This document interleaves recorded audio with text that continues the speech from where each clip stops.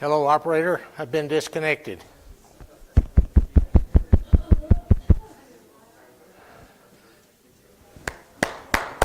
Please come in and sit down. It's time to get started. I will try another language. Okay. All right, so we left off last week in at the end of Job 3. We got through the first Job soliloquy. We'll pick up at the end of there again before we begin Eliphaz's reply. And I had mentioned last week, or I did mention last week, that there is no developed concept of heaven or paradise outside of the Garden of Eden, of course, in the Old Testament. If you look at, there is, why was I, verse 16 of chapter 3, why was I not hidden as an untimely birth, as infants that never see the light? There the wicked cease from troubling. There the weary are at rest. In other words, they're dead. They're not being tortured as I am. There's just, and we'll see later as we get into this, the mention of Sheol, which is that dark underworld place of shadows. However, there, I wanted to mention Ezekiel 37. So before we start in Job, turn over to Ezekiel 37 as of interest to this point.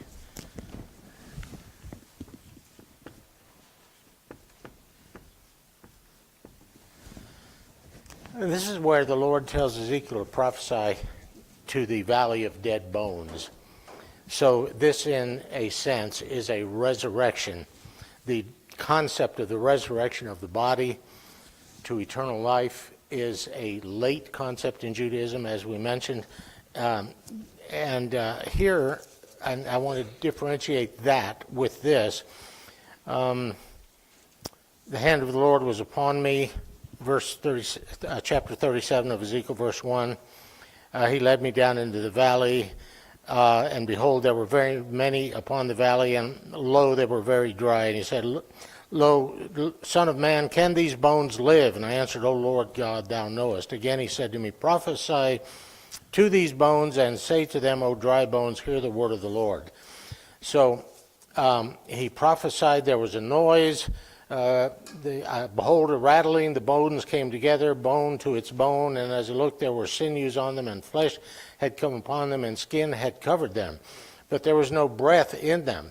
And he said to me, prophesy to the breath. Prophesy, Son of man, and say to the breath, Thus says the Lord God, Come from the four winds, O breath, and breathe upon these slain, that they may live. So I prophesied as he commanded me. And the breath came into them, they lived and stood upon their feet, an exceedingly great host.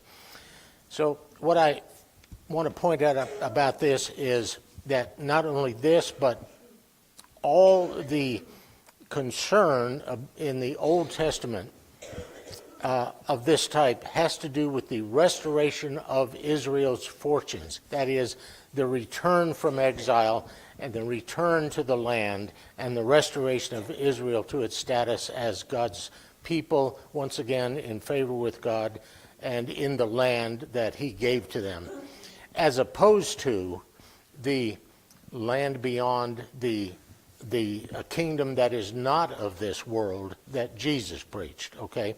So this is the difference between these two concepts. This is a resurrection of as a sign of the return of those who have been driven away back to life again. It is not the resurrection of the body that is developed in the New Testament. And just in contradistinction to any notion of the resurrection of the body in that just isn't there in the Old Testament. And once again, the Sadducee sect of the Jews in the New Testament age held on to this belief that there was no resurrection of the body. This was a residual belief that was being held on to by the Sadducees in contradistinction to the Pharisees, who had developed now the notion of the resurrection of the body, the resurrection from the dead to a new life.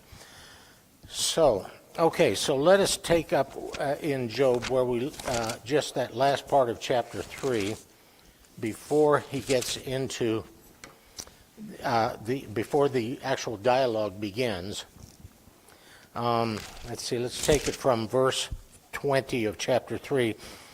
Why is light given to him that is in misery?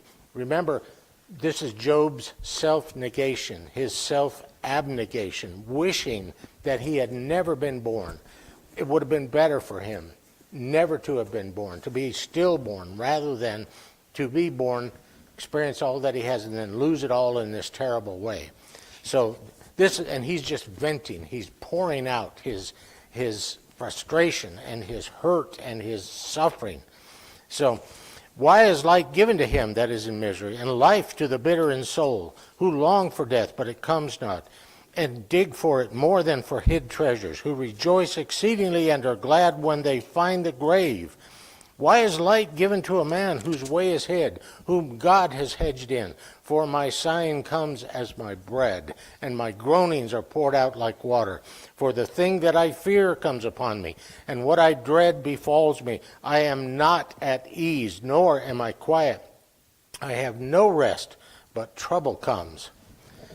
And now we begin the first of the dialogues, beginning with Eliphaz the Temanite.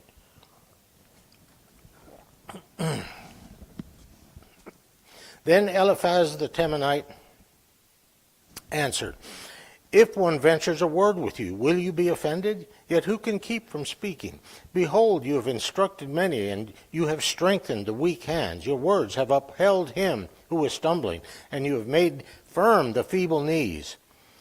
And now note this, this is a typical type of Oriental courtesy in addressing a respected person. Possibly Eliphaz is probably younger than Job, a little inferior to him in status. On that basis, he's also wealthy, though. So he's a peer, but not quite on the level with Job, and he's addressing him very courteously here. And this is the very beginning. We'll see this tone change later. But, so, your words have upheld him who is stumbling. You have made firm the feeble knees. But now it has come to you, and you are impatient. It touches you, and you are dismayed. Is not your fear of God your confidence, and the integrity, there's that word again, of your ways your hope? Now this word is related to the word for blameless, okay? So this word for integrity is related to a word for blameless. And this is what Job maintains. Eliphaz is affirming this in his courteous prequel to what he's about to say. Is not your fear of God your confidence, and the integrity of your ways your hope? Think now. And then here it begins. Who that was innocent ever perished? Or where were the upright cut off? So this is the beginning of the implications that you are not innocent. This kind of question, this is a rhetorical question, the answer to which is expected to be, well, no one who was ever innocent ever perished, and no one who was upright was ever cut off. Therefore, Job is the structure of the question. You must not be upright. You must not be innocent. You have done something to bring this about. This is the beginning of that between Job and his three interlocutors at this point. Think now, who that was innocent ever perished, or where were the upright cut off? As I have seen, those who plow iniquity and sow trouble reap the same. So, Job, you must have been plowing iniquity and sowing trouble. That's why you've reaped this. This is the natural conclusion, you see. And while Job all the time is, I've done nothing to deserve this. By the breath of God they perish, and by the blast of his anger they are consumed. The roar of the lion, the voice of the fierce lion, the teeth of the young lions are broken. The strong lion perishes for lack of prey, and the whelps of the lioness are scattered. Now a word was brought to me stealthily. My ear received the whisper of it. Amid thoughts from visions of the night, when deep sleep falls on men, dread came upon me, and trembling, which made all my bones shake. A spirit glided past my face. The hair of my flesh stood up. It stood still, but I could not discern its appearance. A form was before my eyes. There was silence. Then I heard a voice. Can mortal man be righteous before God?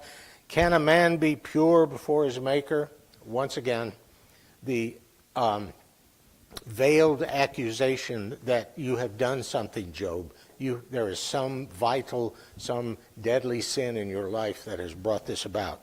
So mark those verses 7, 17 as indicative of the adversarial position that his friends, though they be his friends, and they are trying to help him, but they're convinced that he must have done wrong.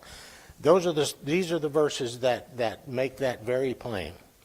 Can mortal man be righteous before God? Can a man be pure before his Maker?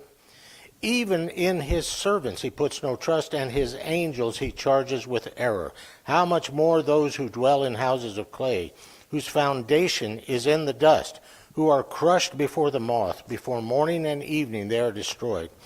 They perish forever without any regarding it. If their tent cord is plucked up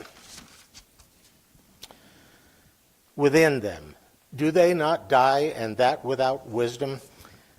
This figure here, this tent cord, this is a reference to if the tent cord is that which holds the tent, which stabilizes the tent, keeps it anchored. If it's plucked up, then the tent falls. And this is not a reference to a tent. This is a reference to your life, okay, your being, your wealth, everything that you have, everything that you are. If your tent cord is plucked up, the tent falls. That's the picture here. But of course, it's referring to the calamity. Calamity comes when the tent cord is plucked up. If their tent cord is plucked up within them, do they not die, and that without wisdom? Call now, is there anyone who will answer you? To which of the holy ones will you turn? So Eliphaz here is thinking is Job is he not calling upon God? As we'll see in a few minutes where he restates this. He may be trying to talk to the angels instead of God, trying to do an end run around God. To which of the holy ones will you turn? Surely vexation kills the fool, and jealousy slays the simple. I have seen the fool taking root, but suddenly I cursed his dwelling. His sons are far from safety. They are crushed in the gate, and there is no one to deliver them. So here is this picture of where Eliphaz sees something that is offensive to the norms of civilization, of society, that the fool can actually take root and not just be bouncing around because of his foolishness and knocking about here and there and everywhere because of his foolishness, but actually taking root. Once again, these are veiled implications that Job is somehow not right. His sons are far from safety. Once again, an allusion to the fact that Job has lost his whole family, his children. And they are crushed in the gate. This reference to in the gate we see throughout the Old Testament. The gate of the city is where business is done. It's where the elders sit to conduct transactions, business, and not just everyday marketplace stuff, but the things that have to do with settling disputes, family inheritances and questions about that. The gate is where that happens, the city gate. So that the sons have been delivered to judgment in the gate is the picture here. There is no one to deliver them. His harvest the hungry eat, and he takes it even out of thorns, and the thirsty pant after his wealth. For affliction does not come from the dust, nor does trouble sprout from the ground. But man is born to trouble as the sparks fly upward. As for me, I would seek God, and to God I would commit my cause. So here's Eliphaz telling Job to commit his cause to God. He assumes that Job has not cried out to God until now. He assumes that Job has offended God, that Job knows that he's offended God, that Job may have turned his back on God, that Job is running from God, in other words. So this is what is his suggestion. Good advice, of course. But the way he gives it here is an implication that Job has not done this and has something blocking him from doing this. As for me, I would seek God, and to God would I commit my cause, who does great things and unsearchable, marvelous things without number. He gives rain upon the earth and sends waters upon the fields. He sets on high those who are lowly, and those who are mourn are lifted to safety. He frustrates the devices of the crafty so that their hands achieve no success. He takes the wise in their own craftiness, and the schemes of the wily are brought to a quick end. In other words, be careful, Job. I suspect that you're in this category. They meet with darkness in the daytime and grope at noonday as in the night. But he saves the fatherless from their mouth, the needy from the hand of the mighty. So the poor have hope, and injustice shuts her mouth. So I'm painting Eliphaz here in a fairly negative light, but that is not his intention. He has no evil intent towards Job at all. He just doesn't understand. And he plays the role of the adversary's ally in this in trying to get Job to admit his guilt. Job is desperately trying to hang on to his understanding of his life, that he has done nothing to do this, that he has loved God, he has been faithful to God, he has tried to obey God as much as he could. He's interceded again, remember, intercessory prayer. He's interceded on behalf of his children continually to ensure their righteousness before God when they themselves may have acted foolishly in unawareness or lack of proper reverence and care for the position and proper place of God and so forth. This is who he is. He knows this is who he is. And then it's verse 17. Here it comes again. Mark this verse. Behold, happy is the man whom God reproves. Therefore despise not the chastening of the Almighty. In other words, you have railed against this, but you actually deserve it. Why don't you fess up? Why don't you acknowledge it, that you've brought this on yourself? For he wounds, but he binds up. He smites, but his hands heal. He will deliver you from 6 troubles. In 7 there shall be no evil touch you. In famine he will redeem you from death, and in war from the power of the sword. You shall be hid from the scourge of the tongue, and shall not fear destruction when it comes. At destruction and famine you shall laugh, and shall not fear the beasts of the earth, for you shall be in league with the stones of the field, and the beasts of the field shall be at peace with you. You shall know that your tent is safe. There's the tent being securely anchored again, okay, which is the picture of the life of the individual, the life of the family. The tent is secure. And you shall inspect your fold and miss nothing of these thousands of animals that have been carried away by the Sabaeans. You shall know also that your descendants shall be many. Your children, you've lost them. What descendants can you now have? You shall know also that your descendants shall be many, and your offspring as the grass of the earth. You shall come to your grave in ripe old age, as a shock of grain comes up to the threshing floor in its season. Lo, this we have searched out, it is true.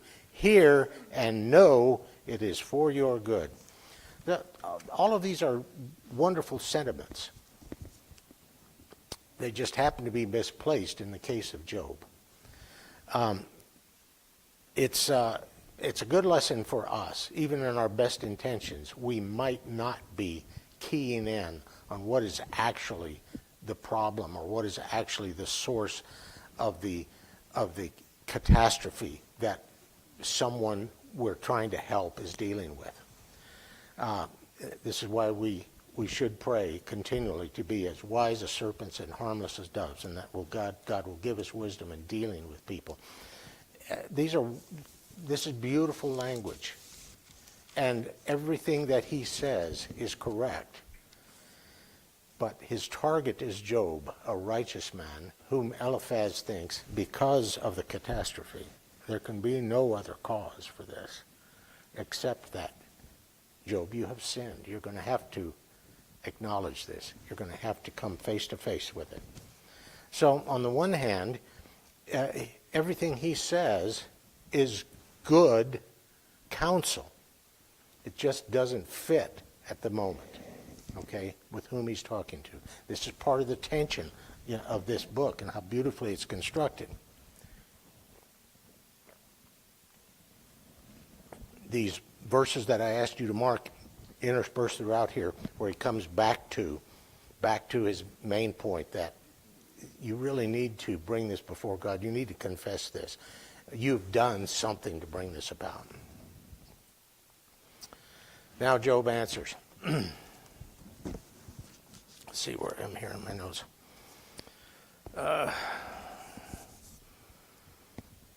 Okay.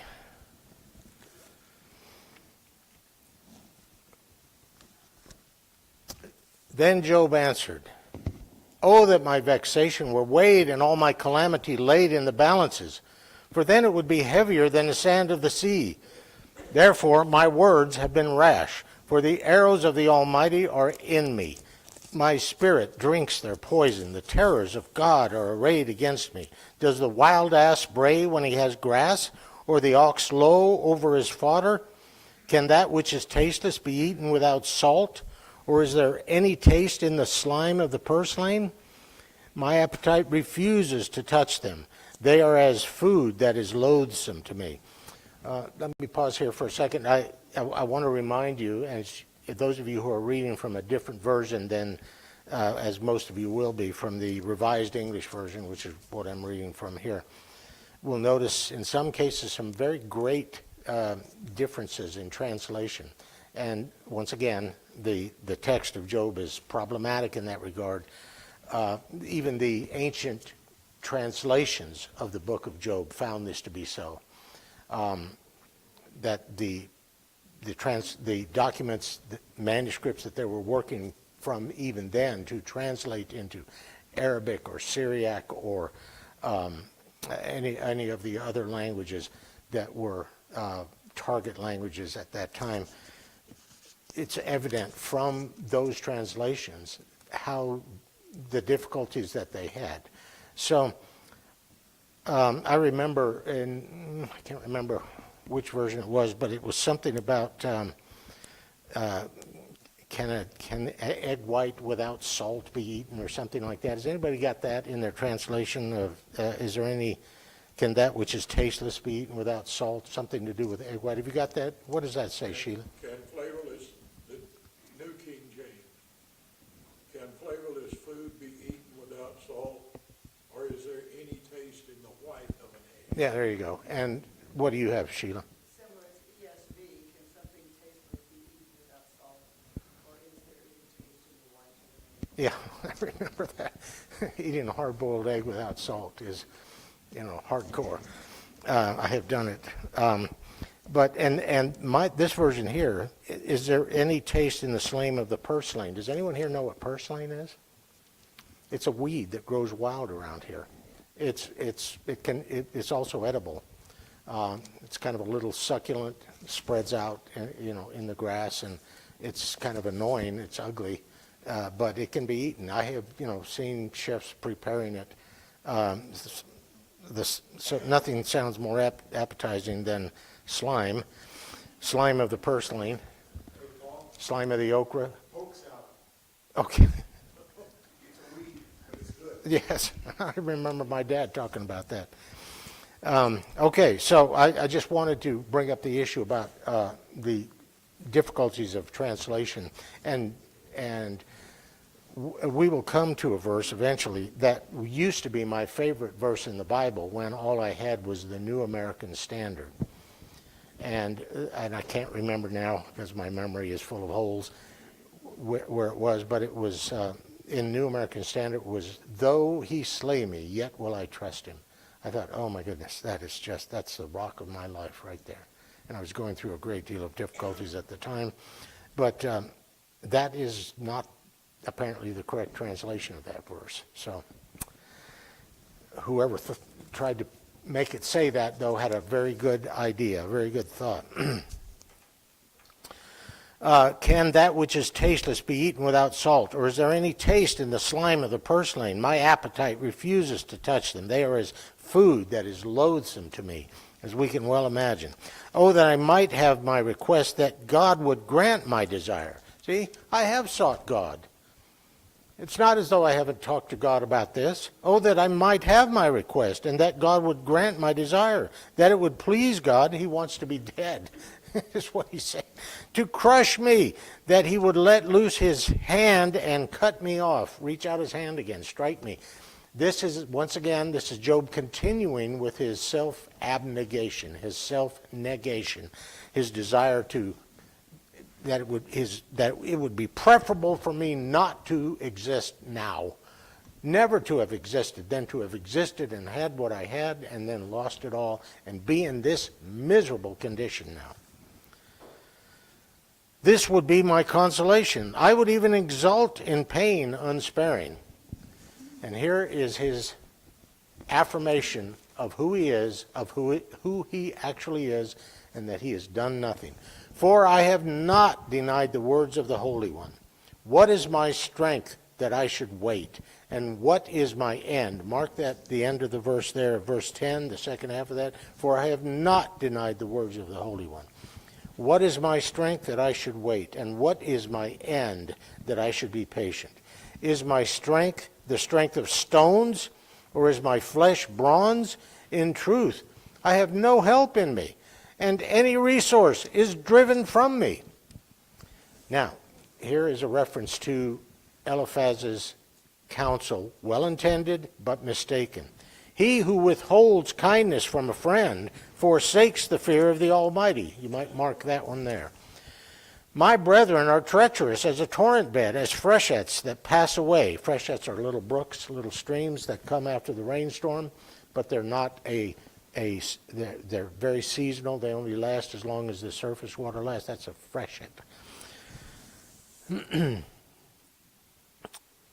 As freshets that pass away, which are dark with ice, and where the snow hides itself. In time of heat, they disappear. See, in time of trouble, where are they? A friend in need is a friend indeed. In time of heat, they disappear. When it is hot, they vanish from their place. The caravans turn aside from their course. They go up into the waste and perish. This is a direct reference to Eliphaz. The caravans of Tema, which is where Eliphaz is from, look, the travelers of Sheba hope. They are disappointed because they were confident. They come thither and are confounded. Such you have now become to me. You see my calamity and are afraid. Mark that, because this is once again Job saying to Eliphaz, you are not helping. You're missing you're not getting it. I have done nothing. You are trying to bring this upon me as a result of my actions, my sins against God, and I have done nothing. Such you, in other words, have become one of these fair weather friends, which is not entirely true. I mean, they came a long distance to come and see him, but the counsel they're giving him is not helping. Such you have now become to me. You see my calamity and are afraid. Have I said, make me a gift, or from your wealth offer a bribe for me, or deliver me from the adversary's hand, or ransom me from the hand of the oppressors? Another thing I want you to note in this is this vigorous interchange, this strong, tough back and forth between Job and his friends. They obviously have a relationship that has existed over some time. And we can do this with our friends, can we not? with our family members, back and forth, back and forth. The relationship is strong. It'll take it. It needs to take it.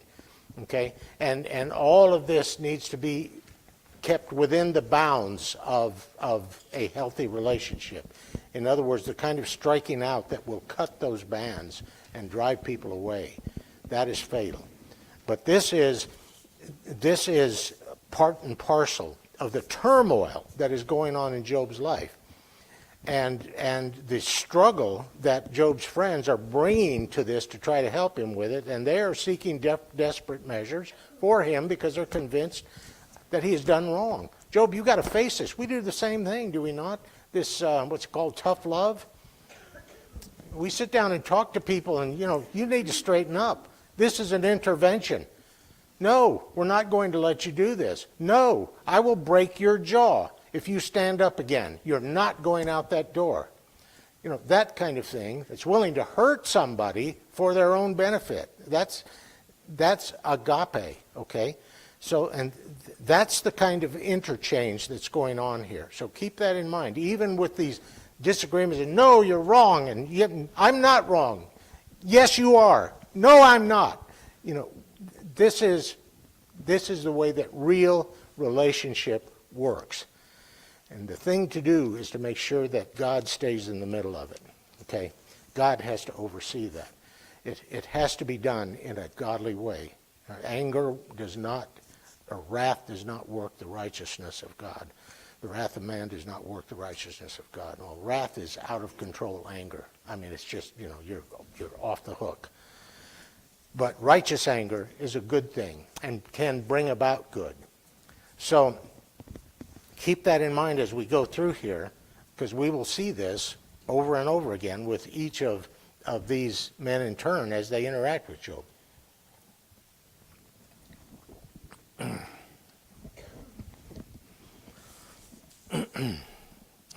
Let's see, where did I leave off? Verse 24. Okay, thank you.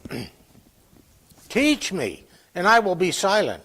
Make me understand how I have erred. See, you think I've done something wrong? Tell me what I've done.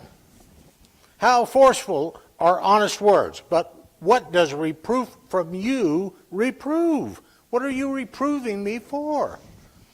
Do you think, mark that verse, that verse 25 there.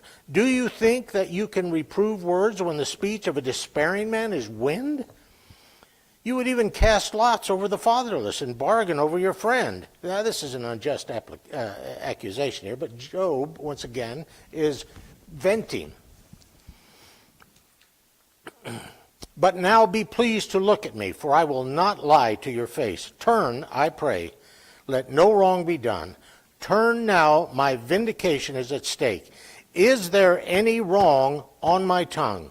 Cannot my taste discern calamity? It's a difficult translation there, but the is there any wrong on my tongue?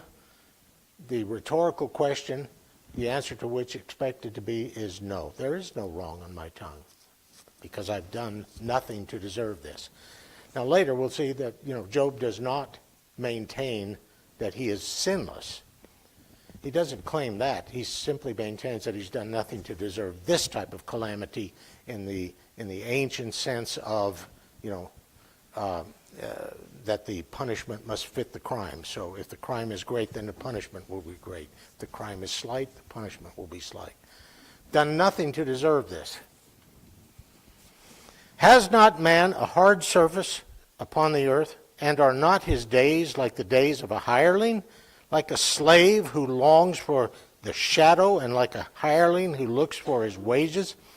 So I am allotted months of emptiness, and nights of misery are appointed to me. We get here some indication of how long this has been going on. Okay?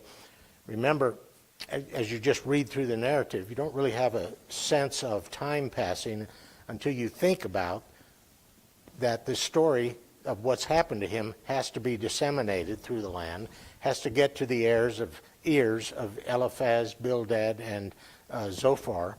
Then they have to get together. They have to communicate with each other, make an arrangement to come. Then they've got to travel up there. So you can have months involved here in which Job is in this misery, day after day, week after week, month after month, with no answer. Just desperate suffering. You can understand why he would blow up at this point. Who wouldn't?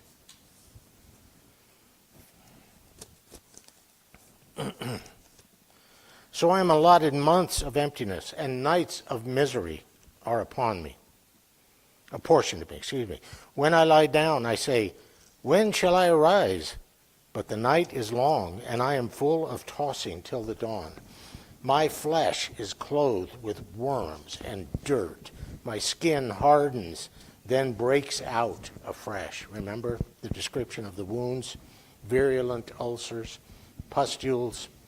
My days are swifter than a weaver's shuttle, and come to their end without hope. Anybody ever seen a weaver working on an old-fashioned loom, passing that shuttle back and forth? I mean, just whack, whack, whack, whack, whack, whack, whack, whack, whack, whack, whack, whack, whack. Sorry about that. I just realized I sound like Donald Duck. But, I mean, a skilled weaver can go very fast and produce cloth very quickly on an old-fashioned loom. It's just amazing to watch them work.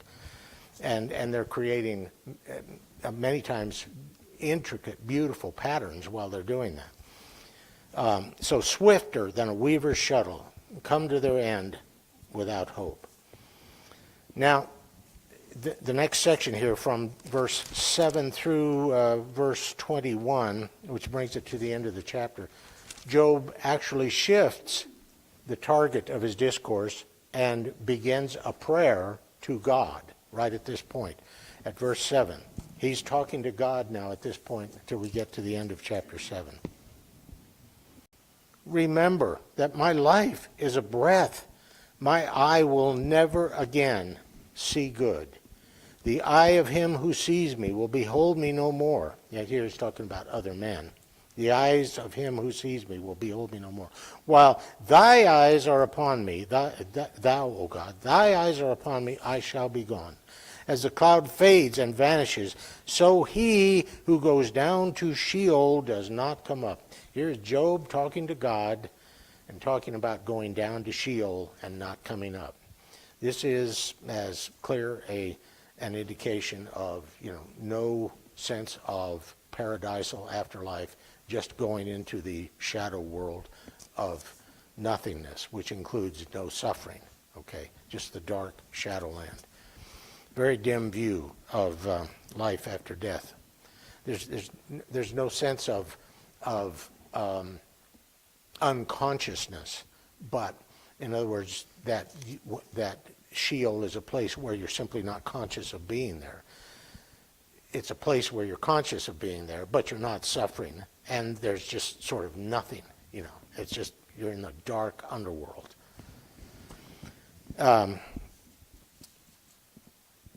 As the cloud fades and vanishes, so he who goes down to Sheol does not come up. He returns no more to his house, nor does his place know him anymore. Therefore I will not restrain my mouth. I will speak in the anguish of my spirit. I will complain in the bitterness of my soul. This is Job talking to God. I will complain in the bitterness of my soul. Have you ever done this before God? Have you ever had the confidence in your own relationship with God to just scream at him, why are you doing this to me? You need to have that kind of relationship with God. You need to be able to talk to him like that. Without blaspheming, of course. That goes without saying. But to have this kind of relationship with God, when you do, you are joining the company of Moses and Abraham and Elijah, Paul, Jesus Christ himself. Lord, all things are possible with you. If there is any way, let this bitter cup pass from me. Nevertheless, not my will, but thine. Now, Jesus didn't rail against God in any way that we have ever seen, but nor did Paul in any way that we've ever seen. And boy, if anybody had a reason to, it was Paul. But Job certainly does. And Moses and Abraham. If you do this, Lord, the entire nations around will say, see, he brought him out of the desert only to slay them. Shall not the God of all the earth do right? What you're about to do is wrong, Lord. Shall not the God of all the earth do right? That's a pretty strong statement to say to the God of all the earth. But that characterizes the level of relationship, of power in the relationship with God. That is the man or woman who can pray to God with much effect. You remember Job's lesson on intercessory prayer. He was a righteous man, a good man, and he interceded on behalf of others. He took care of the poor, the orphans, the widows, and he interceded on behalf of that. Lesson for us is valid and it is powerful. Do not lose that in this. Your relationship with God should look like this. If you have any turmoil going on in your life, whenever you have turmoil going on in your life, to the extent that you're tearing your hair out, and where in the world, how, and it may have happened to you. If not, it may yet happen to you. It certainly happened to me, where you just cry out in agony and not understanding what is happening to you.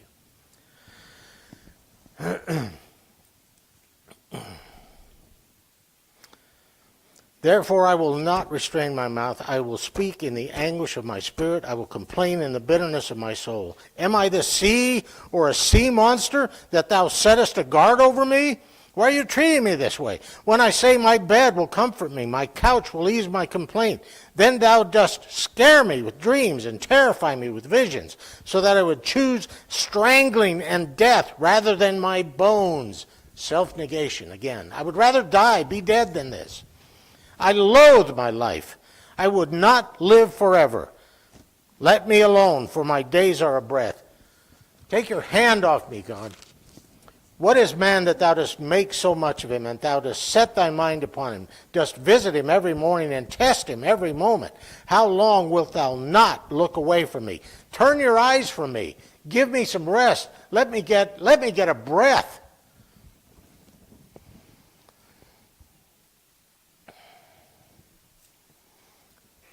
How long wilt thou not look away from me, nor let me alone till I swaddle my spittle? If I sin, what do I do to thee, thou watcher of men? Why hast thou made me thy mark? If I sin, see, there's an acknowledgement that I'm not a sinless man, although he has not conceded that he's done anything to deserve what's happened to him. If I sin, what do I do to thee, thou watcher of men? Why hast thou made me thy mark? Why have I become a burden to thee? Why dost thou not pardon my transgression and take away my iniquity? He's talking about his normal level of sin, so to speak. Don't misunderstand what I'm saying there. I'm talking about the fact that nobody is sinless. Job acknowledges that he's not sinless. He's simply saying, I have not deserved this. You, Lord, know I have not deserved this. He knows nothing about this bet, so to speak, between the accuser, the adversary, and the Lord himself. Why dost thou not pardon my transgression and take away my iniquity? For now I shall lie in the earth. Thou wilt seek me, but I shall not be. I will cease to exist. He's just pouring out his soul, his anguish here. Okay, we have to stop. Comments or questions? Susan has the mic here, Oxley, if you need it. No? Okay. Okay. Note this day, Oxley had no question or comment at the conclusion. I'll sing with Oh, rats, I ruined it. Well, oh, wait a minute. Get the mic here. So, no, we can't. No, we seriously can't, because when you see it online, you can't hear any comments from the audience. So use the mic. Actually, when you listen on Facebook, I can barely hear you. Yeah, thank you. Just speak normally. Like you were talking about, though he slay me, I will trust in him, because he will go on to say that. So he's looking at it from a personal, he knows, like you said, he has done nothing wrong. Because eventually, when we contemplate our relationship with God, we can point out our faults. Like you said, sure. he knows he has sinned. He's not perfect. But he's saying to himself, what in the world did I do to deserve this? Okay? Yeah. Now, Job is one of the earliest books that we have in the Bible. He's before the time of Abraham.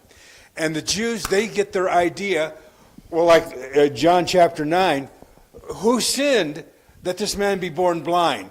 So the Jewish thought has always been, if you're going through hardship, it is your fault. You have done something. But that is not always true. We Exactly are not right. We're not sinless, but God was proving a point to Satan and inadvertently proving a point to Job. Well, Job himself probably believed that as well until this happened to him. He was a product of his time. Why would he believe anything else? His friends certainly believed it and were acting within the confines of their own experience and their culture and their understanding and doing the best they could with what they had. God give us all friends like that. And pretty soon a fourth man is going to come into the picture. Yes. Elihu, a young man. I'm being quiet because I respect you, old men. All right? So he did show respect, and he's ready to blow up. He's ready to explode because he says, you guys are wrong, but I held my peace. We don't know the ways of God. You don't. Before we make judgment, let's just work out ourselves, see what we can do. But until then, he kept his mouth, he kept his silence. Yeah, he's a very strange figure, Elihu. He pops up out of nowhere and disappears as soon as he said his piece. Then he's not even referred to anymore. But and as it happens in the text is problematic because it looks like it was written by somebody else by somebody other than who wrote the rest of the book.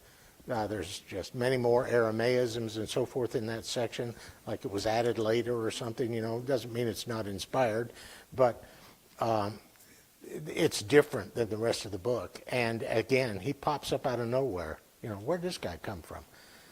Anyone else? Okay. Thank you very much.